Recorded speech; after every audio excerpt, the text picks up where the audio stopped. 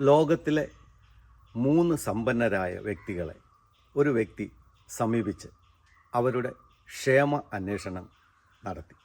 അതിൽ ആദ്യത്തെ വ്യക്തിയോട് ചോദിച്ചു, നിങ്ങൾക്കെല്ലാ സൗഭാഗ്യങ്ങളും, നിങ്ങൾ വളരെ സമ്പന്നനുമാണ്, ലോകത്തിൽ അറിയപ്പെടുന്ന 3 സമ്പന്നരിൽ ഒരാളാണ് നിങ്ങൾക്ക് പൂർണ്ണമായും സമാധാനമുണ്ട്? അദ്ദേഹം പറഞ്ഞു, എനിക്കെല്ലാം ഉണ്ടെങ്കിലും എനിക്ക് ആ ഒരു കുറവ് മാത്രമുണ്ട്.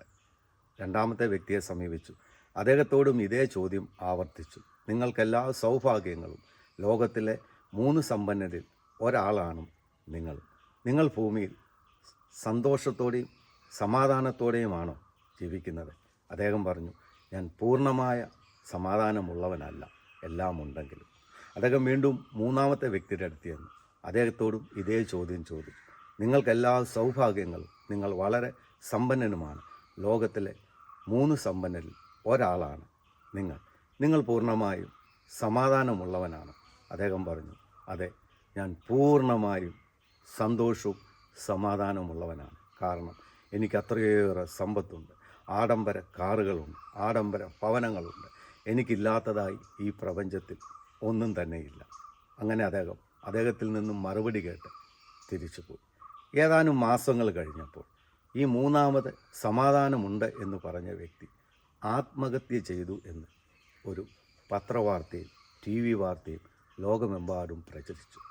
സ്നേഹമുള്ളവരെ, ഈ മനുഷ്യൻ പൂർണ്ണമായി സമാധാനമുണ്ടവനായിരുന്നെങ്കിൽ ഇദ്ദേഹം ആത്മഹത്യ ചെയ്യുമോ? ഇദ്ദേഹത്തിൻ്റെ ജീവൻ ഒടുക്കിക്കളയുമോ? അപ്പോൾ അതിൽ നിന്ന് സമ്പത്തും സൗഭാഗ്യങ്ങളുമല്ല നമുക്ക് സമാധാനം തരുന്നത്. കാരണം എല്ലാം നമുക്കുണ്ടെങ്കിലും സമാധാനം ഇല്ലെങ്കിൽ ഒന്നുമില്ലാത്തതിന് തുല്യമായിരിക്കും. എന്നാൽ നമുക്കൊന്നുമില്ലെങ്കിലും ജീവിതത്തിൽ സമാധാനമുള്ളവൻ എല്ലാം ഉള്ളതിനും തുല്യമാണ്.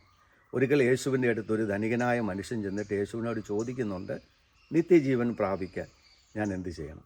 യേശു അവനോട് പറഞ്ഞത്, നിനക്കുള്ളത് ദരിദ്രർക്ക് കൊടുക്കുക എന്ന് പറഞ്ഞപ്പോൾ അവൻ അവിടെ നിന്ന് കടന്നു പോകുന്നത് നമ്മൾ കാണുന്നുണ്ട്. കാരണം അവൻ്റെ ഹൃദയം, അവൻ്റെ മനസ്സ് മുഴുവൻ സമ്പത്തിലായിരുന്നു. സമ്പത്തിൽ മനസ്സ് വെച്ച് ജീവിക്കുന്നവന് ജീവിതത്തിൽ ഒരിക്കലും സമാധാനം ലഭിക്കുകയില്ല എന്ന് ക്രിസ്തു നമ്മളെ ഓർമ്മപ്പെടുത്തുക. ജീവിക്കാൻ നമുക്ക് പണം ആവശ്യമാണ്. എന്നാൽ പണത്തിന് വേണ്ടി ജീവിക്കുമ്പോഴാണ് നമ്മുടെ സമാധാനവും സന്തോഷവും നഷ്ടപ്പെട്ടു പോകുന്നത്. ഇന്ന് ജീവിതത്തിൽ പണത്തിൻ്റെ പുറകെ ഓടി നടന്നിട്ട് ജീവിക്കാൻ മറന്നു പോകുന്ന അനേകരെ കാണാം.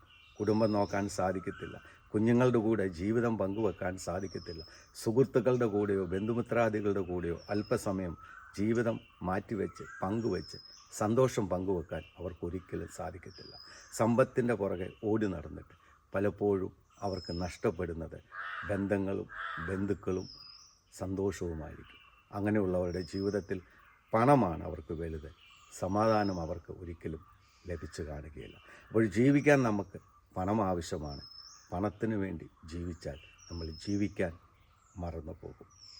ദൈവം നിങ്ങളെ അനുഗ്രഹിക്കട്ടെ.